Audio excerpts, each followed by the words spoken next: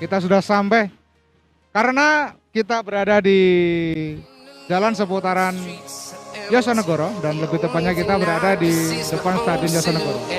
Dan disinilah berdirinya kantor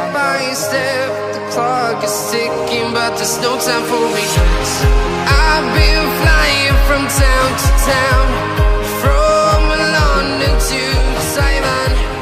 I've been all around the globe trying to protect your soul. We are heroes tonight. Kita berada di ruangan kantor gugus COVID-19 Kabupaten Magetan. Dan di sini terintegrasi dengan pihak lain. Nanti kita akan menuju ke ruangan PST 119. Let's go. Lagi gimana Mas Mbaknya? Sehat? Ya. Kita berada di tempat PST 119. Nanti sedikit saja akan kami juga tanya-tanya. Mungkin ada suatu hal yang bisa disampaikan kepada masyarakat terkait dengan PST 119. Jadi memang benar sekali Mas, di posko gugus tugas ini dari Dinas Kesehatan mengirimkan tim PST 119, di mana di sini kita tujuannya adalah memberikan informasi call center tentang COVID-19. Namun selain itu kita di sini juga melayani kegawat daruratan medis, baik itu kegawat daruratan kecelakaan, kegawat daruratan jantung atau ibu dan anak. Nah, untuk rekan-rekan atau masyarakat yang ingin mendapatkan layanan tersebut bisa menghubungi hotline 0351 89 00119. Oke, terima kasih. Cukup Kak? Ya, nanti bisa langsung menghubungi nomor yang sudah diinstruksikan sama Masnya yang sudah ready di call center PST 119. Let's go. Terima kasih. Kita masuk di ruangan cyber data atau administrasi. Selamat pagi Ibu. Pagi Mas. Mohon maaf, bolehkah kami masuk? Boleh, silakan. Gimana? Ada yang saya bantu?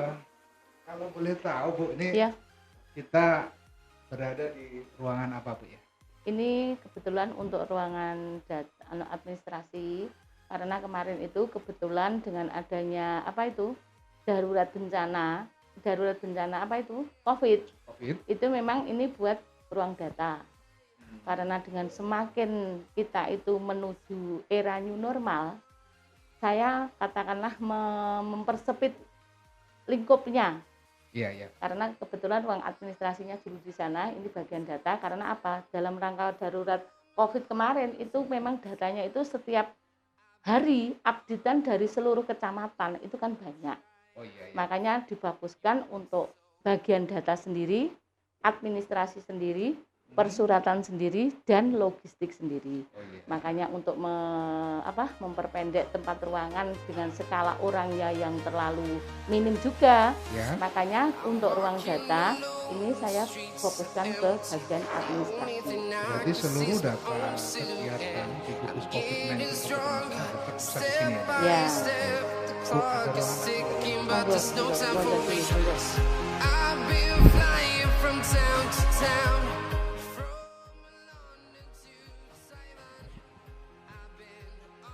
ini Mas, ini bagian ruangan untuk administrasi. Karena apa?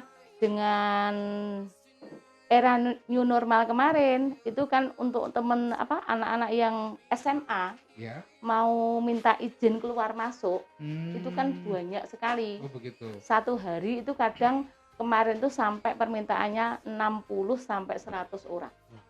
Lumayan banyak. Maka dari itu kemarin itu teman-teman dari gugus COVID itu kan ada penyuapan massal. Karena ada katakanlah permintaan dari Dinas Kesehatan untuk gugus COVID di swab semua yang bertugas di sini. Makanya dengan off-nya teman-teman kemarin itu kan yang tinggal bagian di gugus COVID itu cuma 3 orang. Makanya saya fokuskan di sini dengan permintaan surat izin yang keluar masuk. Terus ini sementara sudah selesai, sementara ini saya apa itu menyiapkan untuk izin pernikahan. Oh iya ini. Ya, karena kan ini sudah katakanlah Sudah bulannya, musimnya, musimnya. Iya. musim nikah maksudnya ya, Ya. musim nikah ini ya. Makanya Musim dari nikah. itu ini saya tempatkan untuk bagian persuratan. Oh begitu. Ya, Jadi untuk kalau membuat butuh- kita mencetak surat, katakanlah ada permintaan, katakanlah bantuan dari apa itu kok bantuan penerimaan bantuan maupun dari apa itu permintaan dari OPD ya. terkait permintaan masker, hand sanitizer di sini cuma untuk membuat berita acara. Berarti Ya. sirkulasi memang harus perlu administrasi yang lengkap supaya nanti pertanggungjawabannya juga Ya. lengkap di kemudian Iya, hari. iya, Mas. Oke, Bu. Ada lagi Bu? Yang Monggo, lain, Bu? Mas Kojek bagian logistik Oh ini ya itu juga sedang sibuk. sedang sibuk. Oke. Sini terus terang kok dikunci. Sebentar, Mas. Mas Kojek tolong untuk bagian ini gudang. Kita segera berada di ruangan logistik di mana seluruh bantuan bisa masuk sini dan dari sinilah bantuan itu akan disuplai kepada yang membutuhkan. Nih Mas, ini sementara terus terang aja ini kepersediaan saya pengadaan katakanlah untuk apa protokol kesehatan setidaknya ada hand sanitizer, alkohol, APD, termogan. Ini terus terang kemarin itu saya baru belanja untuk tahap 7. Ini kan kemarin sampai tahap 1 sampai tahap 5 pertanggungjawabannya kan Mas Ferry. Dengan era new normal baru saya pengadaan untuk tahap 7 ini saya sudah belanja katakanlah untuk desinfektan, penyemprotan, sterilisasi terdampak maupun dari permintaan dinas maupun sekolahan yang menuju normal baru. Terus ini sabun cair untuk apa itu antibakteri juga. Ini ada masker juga. Terus ini ada apa itu? Ini masker kemarin pengadaan dari apa?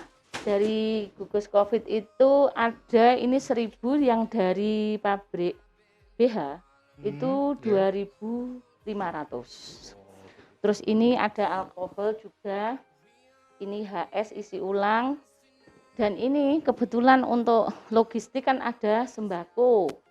Sembako nanti difokuskan untuk apa? Untuk masyarakat yang terdampak COVID. Setidaknya lingkungan dari yang terdampak COVID itu tetap saya kasih sembako. Disuplai ya Bu? Ya, karena apa? Sembako itu katakanlah ada bantuan dari semua dinas. Tidak bisa saya sebutkan. Tempatnya ini untuk di sini sama yang di belakang sana saya enggak apa? Begitu apa itu? Enggak usah di apa? Maksudku kita liput semuanya kan setidaknya dari perwilakan saya jenengan kan sudah tahu gitu. Jadi seluruh bantuan dari manapun, manapun, masyarakat ataupun instansi atau pemerintahan, maksudnya di sini semua nanti akan disuplai sama Ibu Rahayu. Dan jangan lupa untuk para donatur-donatur yang ingin mendonasikan, secara bisa langsung daftar atau datang di gugus COVID-19 Kabupaten Magetan agar bantuannya bisa tersalurkan tepat sasaran. Demikian Bu ya. Bersama Ibu Rahayu Ningsih. Beliau adalah bagian apa Bu di saya BPBD Bu? Bagian apa itu ya apa Mas bagian karena era new normal itu bagiannya saya kebetulan di BPBD itu kasih RR kasih rehabilitasi dan rekonstruksi itu masuk bidang saya. Memang katakanlah di posko COVID itu sebenarnya masalah posko itu lingkupnya kan kabupaten. Betul. Karena apa? Ini yang punya gawe memang BPBD, tapi skalanya keposkoan itu kan lingkupnya kabupaten. Betul. Nanti saya tidak bisa memberikan panjang lebar yang skala kabupaten, saya cuma membentuk skala kecil orang yang ada di BPBD, karena dengan adanya ini new normal itu rehabilitasi dan rekonstruksi dari tahap kemarin yang darurat, dari Mas Ferry ke saya itu sebagai katakanlah ya apa ya penanggung jawab atau gimana karena di bidang rehabilitasi dan rekonstruksinya itu rehabilitasi dan rekonstruksinya itu memang pastinya saya. Oh iya. Gitu. Pada intinya Ibu Rahayu meneruskan dari Mas pejabat Ferry. yang lama, Ya. Mas Ferry, karena dulu yang mengelola Mas Ferry, Ya. sekarang pejabat barunya Ibu Rahayu Ningsih. Ya. Baik, terima kasih Bu atas Oke, waktunya sudah ya, diberikan. Mohon maaf sama-sama Mas. mengganggu sekali. Enggak, nak, nyantai aja. Ya, terima kasih. Baik, kita langsung kembali ke Ya. lokasi utama.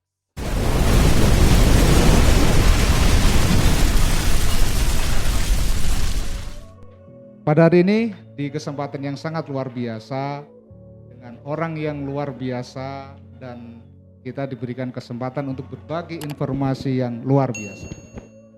Pada hari ini kami bersama dengan seorang tokoh pimpinan yang ada di Kabupaten Magetan.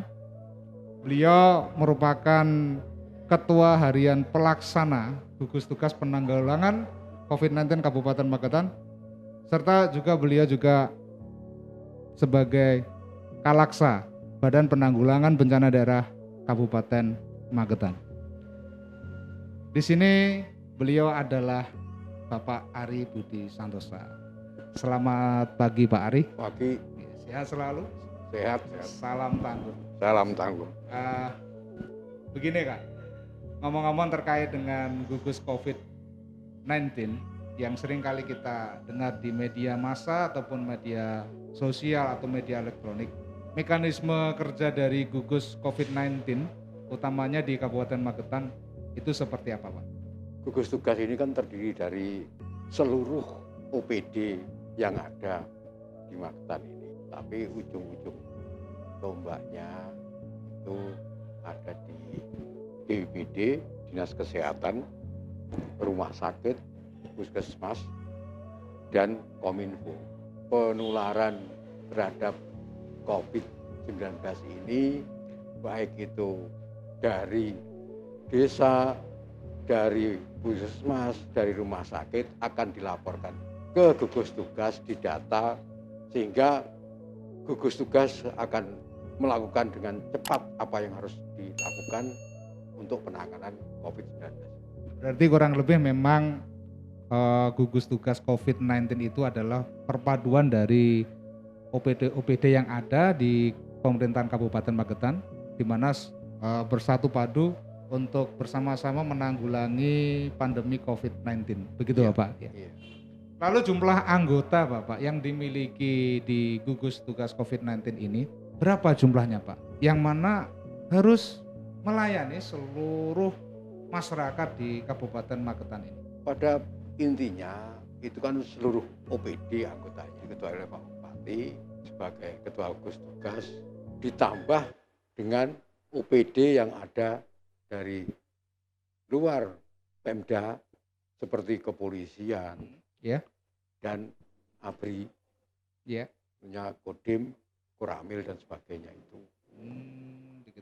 Sehingga seluruh potensi yang ada itu bisa bekerja sama, bisa melakukan penanggulangan bersama, sehingga penanganan COVID ini tidak ditangani oleh Pemda saja kesannya, tapi seluruh masyarakat.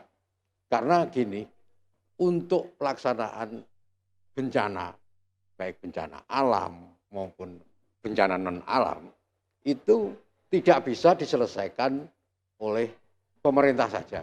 Jadi penyelesaian bencana itu dilakukan dengan pentahelik dari pemerintah, masyarakat, akademisi, media, lembaga-lembaga LSM, dan sebagainya, bersatu padu menyelesaikan tugas-tugas untuk penanganan bencana apapun itu.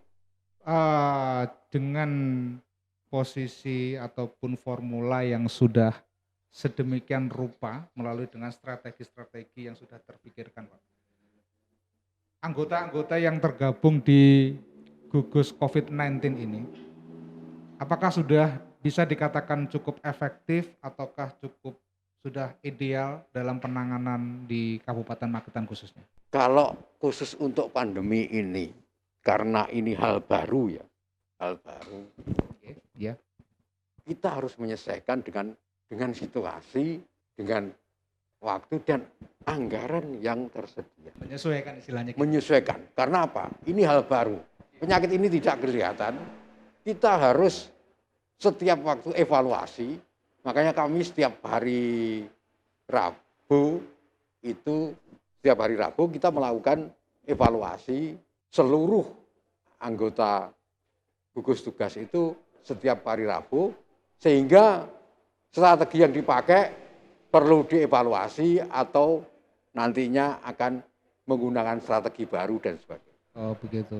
Berarti setiap strategi yang sudah dilakukan nanti hasilnya seperti apa, otomatis setiap hari juga akan berubah-ubah kan, situasinya juga berubah-ubah. Baik Pak, untuk di Kabupaten Magetan, situasi yang sebenarnya Pak, apakah ini sudah membaikkah atau mungkin standar-standar saja atau fluktuasinya naik turun terkait dengan usaha penekanan COVID-19 di Kabupaten Magetan? Kalau melihat dari tren yang ada, sebenarnya kita itu kan dulunya paling awal kita terkena COVID-19 ini dari kan paling awal. Jawa Timur. Ya. Jawa Timur itu ada bareng kemarin Malang, iya betul, Magetan dan Surabaya. Iya. Kita pada posisi pada waktu itu ranking 3. Ranking 3 se-Jawa Timur. Se-Jawa Timur. Ranking Iya 3. betul. Nah, pola yang kita gunakan sebenarnya sudah sangat bagus dalam penanganan ini. Setiap terjadi atau diketahui seorang yang terkena virus ini, dari Dinas Kesehatan akan melakukan tracing. Ya, tracing kita yang kontak erat dengan penderita akan kita lakukan tracing, berapapun jumlahnya akan kita lakukan swab bagi mereka. Nah, akhirnya akan ketemu ini asalnya dari mana dan cara penularannya bagaimana, terus ini termasuk transmisi mana, epicentrum mana, sehingga kebijakan yang akan kita lakukan bisa kita ambil dengan baik. Oke, baik Pak. Ini ngomong-ngomong Pak, untuk masalah di masyarakat, tentunya ada sebagian masyarakat yang belum memahami terkait dengan virus COVID-19, baik itu karakter ataupun virusnya itu seperti apa. Kalau menurut Pak Ari, virus COVID-19 ini kalau orang sudah terkena atau terinfeksi COVID-19, itu pada umumnya ciri-cirinya seperti apa Pak? Yang mudah dikenali oleh masyarakat awam khususnya. Pada posisi dia sudah sembuh apa? Baru terinfeksi. Gini, kalau yang terkena virus ini itu ada 2. Iya. Ya. Kalau istilah dulu itu orang dengan bergejala dan orang dengan tidak bergejala. OTG. OTG. Nah sekarang itu sudah dirubah dengan istilah itu sudah dirubah dengan peraturan Menteri Kesehatan, surat edaran Menteri Kesehatan.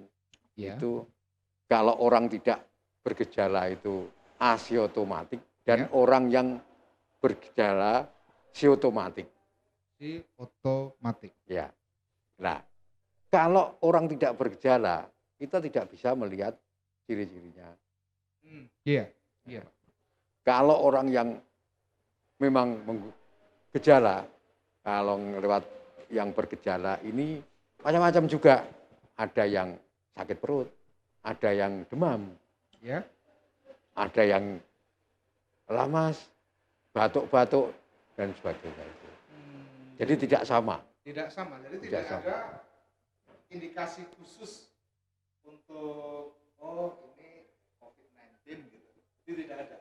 Jadi sama seperti orang kena flu biasa gitu. Istilahnya seperti itu, Pak. Ya. Jadi kalau orang yang tidak bergejala, ini yang agak sulit. Oh begitu.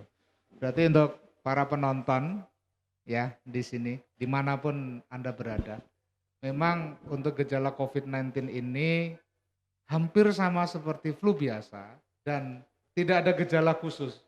Makanya perlu adanya rapid test dan swab. Itu pun kalau rapid test belum bisa dikatakan orang itu positif ya Pak ya? Iya. Jadi harus memang ada uji level berikutnya yaitu swab test. Swab. Baik Pak, ini juga masih dalam ruang lingkup masyarakat. Terkadang masyarakat itu juga perlu edukasi. Terkait dengan masyarakat yang apabila mendengar atau orang sekitarnya itu terinfeksi virus COVID-19.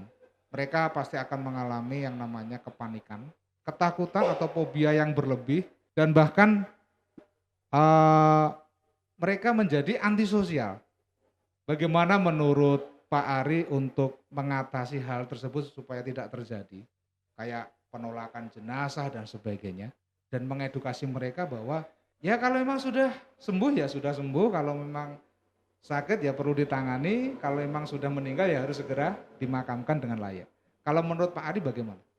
Alhamdulillah ya, kalau di Magetan ini karena edukasi terhadap masyarakat itu sangat bagus, dan kita punya kearifan lokal, kegotong royongan dan sebagainya, sehingga tidak pernah terjadi pemakaman itu ada penolakan dari penduduk setempat.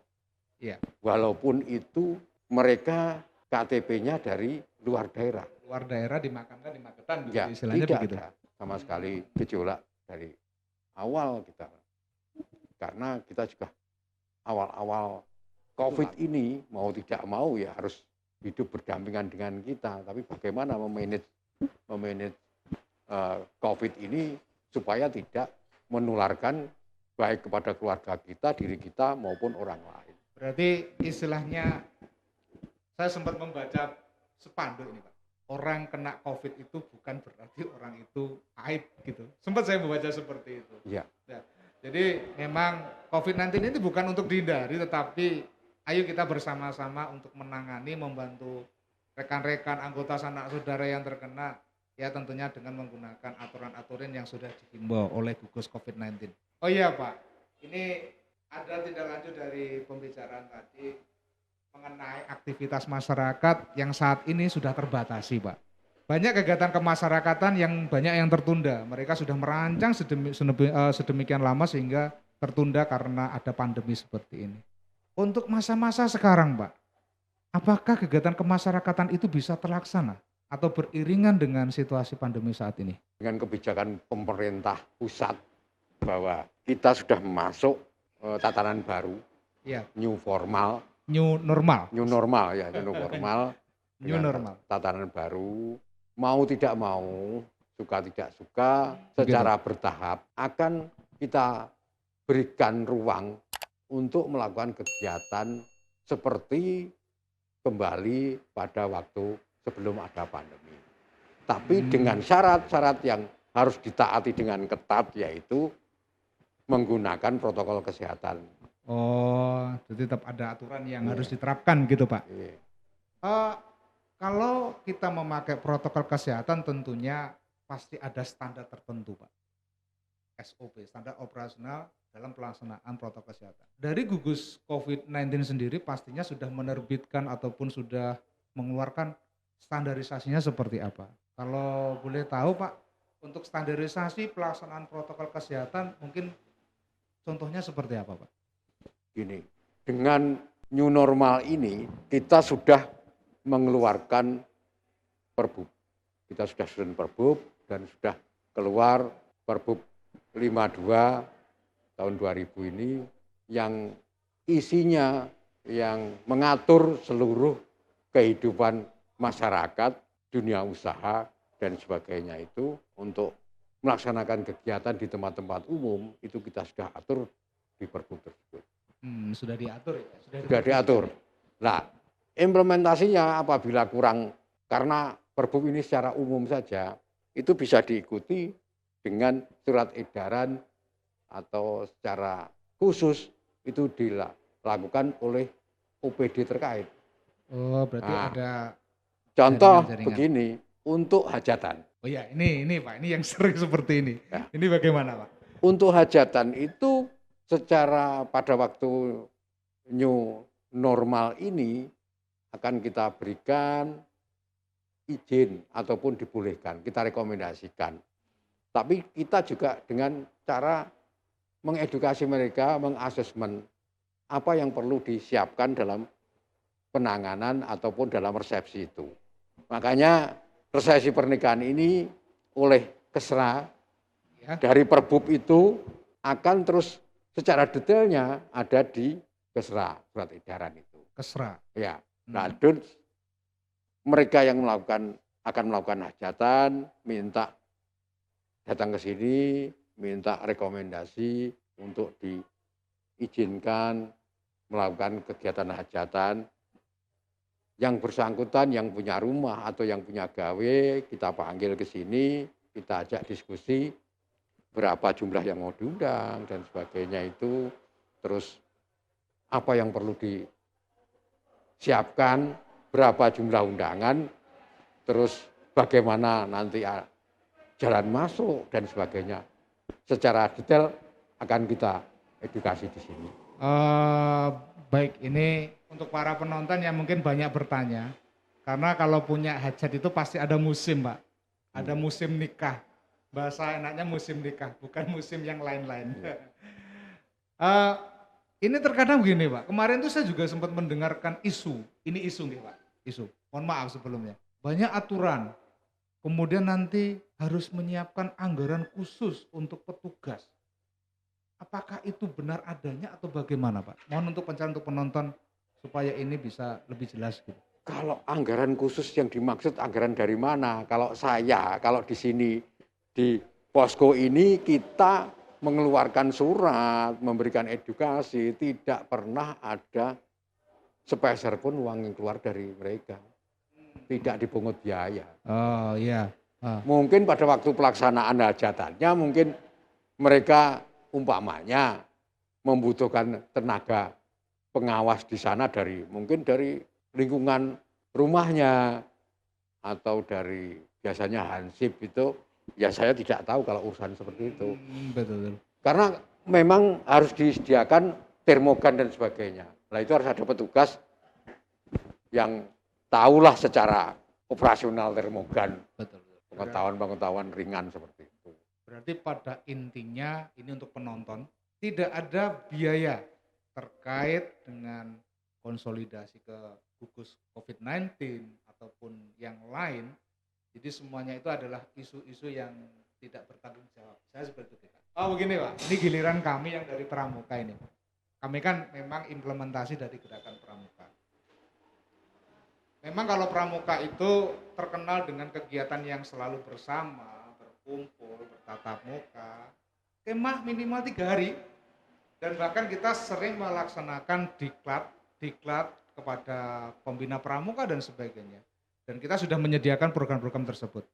Apakah dengan masa pandemi itu dari gerakan pramuka, apakah masih bisa melaksanakan kegiatan yang sama, Pak? Atau bagaimana? Kalau sebelum era new normal ini, itu memang kegiatan apapun itu kita batasi, tidak boleh melakukan kegiatan-kegiatan pengumpulan massa dan sebagainya. Tapi pada waktu sekarang ini kita sudah perbolehkan secara bertahap, tidak langsung seluruhnya bisa. Artinya ada kegiatan yang belum bisa kita izinkan, seperti kegiatan usaha seperti kolam renang, terus karaoke. Ya. Yang suka karaoke harus break dulu ini. Kita menunggu aturan yang lebih tinggi diperbolehkan atau tidak. Kalau kegiatan pramuka monggo kita asesmen bagaimana pengaturan pada waktu di lapangan, mungkin kegiatan kemah tidurnya jangan jadi berdekatan antara satu dengan yang lain. Tendanya harus satu orang. Harus disediakan tempat cuci tangan dan sebagainya, jaga jarak seperti biasa. Oh begitu ya. Artinya gini loh, pada intinya orang itu kegiatan apapun, satu, orang keluar rumah harus pakai masker.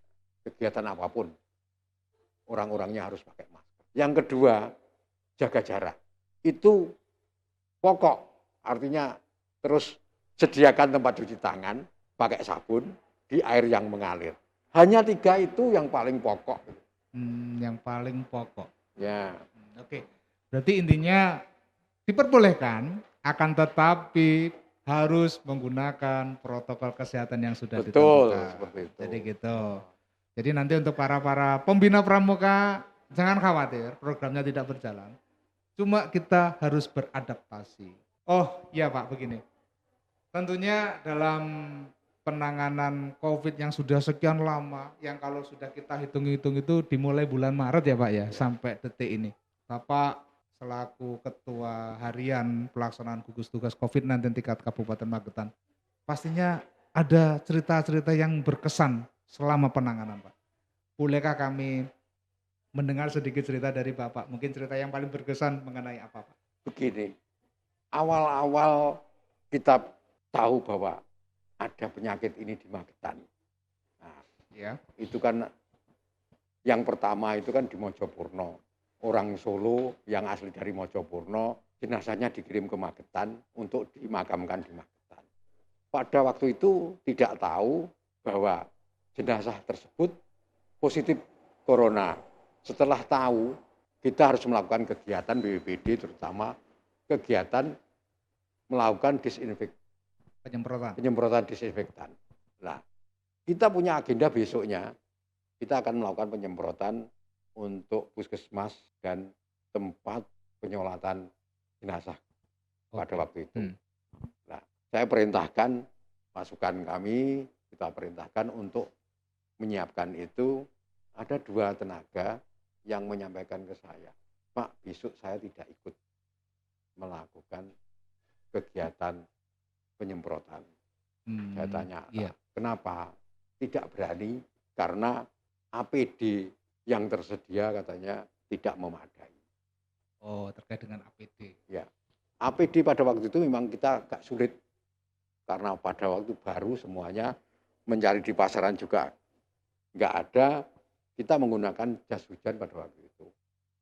Pakai jas hujan loh. Nah, akhirnya saya sampaikan, sudah kamu pulang saja kalau nggak mau ikut, nggak usah kembali, nanti besok saya yang akhirnya kita laksanakan.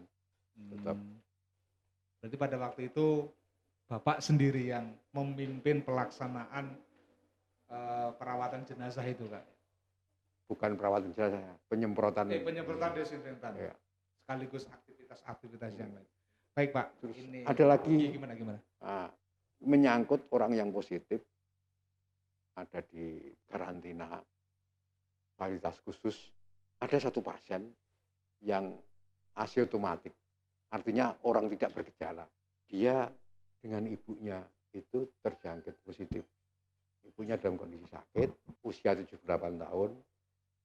Sudah sepuh istilahnya. Ya, yang saya ceritakan ini yang usianya 54 tahun. Yang ibunya sudah sembuh ya agak lama. Yang di karantina ini sudah 2 bulan lebih enggak sembuh-sembuh. Padahal dia sehat, sering berkomunikasi dengan kita. Nah, bagaimana kita itu menjaga supaya orang itu tidak stres. Nah, kemauannya kita penuhi. Dari kebutuhan alat komunikasi. Kalau itu ada yang rusak, kita betulkan. Ya langsung gitu, ya. Terus minta alat-alat seperti cangkul, sabit, karena untuk membersihkan itu, terus bola dan sebagainya. Dan alhamdulillah kemarin 2 hari yang lalu sudah dibolehkan pulang. Sembuh berarti, sudah sembuh dari virus gitu. Ya. Berarti memang pasien itu tidak boleh stres, sistem imunnya juga harus tetap dijaga supaya untuk mempercepat proses penyembuhan. Sebenarnya juga nggak ada yang istimewa Pak. Tapi cuma memang ya kalau bisa dikatakan memang berbahaya kan begitu. Baik Pak, untuk pertanyaan terakhir terkait ini Pak. Untuk prosedur bagi para donatur yang ingin mendonasikan kebutuhannya, dan mereka pastinya juga harus tepat sasaran Pak. Dan dari pihak masyarakat yang menginginkan bantuan pada saat ini, itu alur mekanismenya harus seperti apa Pak? Begini, kita di gugus tugas ini, terutama BPD itu kan dari dulu ada rekening untuk para donatur. Ya itu kita gunakan untuk menghimpun yang berupa duit atau berupa uang. Itu lewat rekening yang sudah ada. Kalau itu berupa barang, monggo langsung ke gugus, kita tanya ini mau disalurkan kemana atau diserahkan ke gugus yang menyalurkan gugus. Begitu. Jadi pada intinya tetap masuk koridor di satu pintu di gugus tugas. Ya. Nanti supaya bisa tepat sasaran. Jadi, iya Pak. Bagaimana mungkin Pak Ari ingin memberikan pesan-pesan kepada masyarakat buat teman-teman kami Gerakan Pramuka dalam menghadapi masa pandemi ini? Monggo Pak Ari. Ya seperti yang saya sampaikan di awal, tugas kebencanaan itu tidak bisa dilakukan oleh pemerintah saja. Mari seluruh potensi masyarakat untuk melakukan kegiatan-kegiatan untuk mencegah wabah ini, baik dari pemerintah, masyarakat, dunia usaha, pramuka, akademisi, media, seluruhnya harus bahu-membahu untuk memutus rantai penularan COVID-19 ini. Tidak bisa kalau hanya dibebankan kepada pemerintah, masyarakatnya acuh tak acuh, sehingga dalam pelaksanaannya akan sulit. Contohnya seperti ini, masyarakat kalau tidak melaksanakan aturan dari menggunakan masker, jaga jarak, walaupun bagaimanapun pemerintah sudah berusaha, kalau itu tidak ditaati, tidak bisa berhenti. Tetap ada saling kerjasama yang baik. Baik, terima kasih Pak Ari pesan-pesannya. Kami ucapkan terima kasih Pak sebelumnya sudah menemani kami berbincang-bincang pada pagi hari ini, berbagi informasi situasi sekarang di mana kita harus menghadapi pandemi ini. Bersatu padu, saling bahu-membahu bersama untuk menekan angka COVID-19 di Kabupaten Magetan. Bapak Ari Budi Santosa selaku Ketua Harian Gugus Penanggulangan COVID-19 Kabupaten Magetan serta Kalaksa Badan Penanggulangan Bencana Daerah. Baik, untuk para penonton yang terhormat, tadi sudah disampaikan terkait bantuan bisa langsung ke gugus tugas COVID-19 Kabupaten Magetan serta bisa melihat ataupun mencari berita terbaru up to date. Bisa saja langsung ke sini. Alamatnya nanti akan tertera. Dan jangan khawatir apabila terjadi sesuatu hal bisa langsung dikonsultasikan. Jangan lupa klik subscribe, like, komen, dan tombol lonceng serta follow IG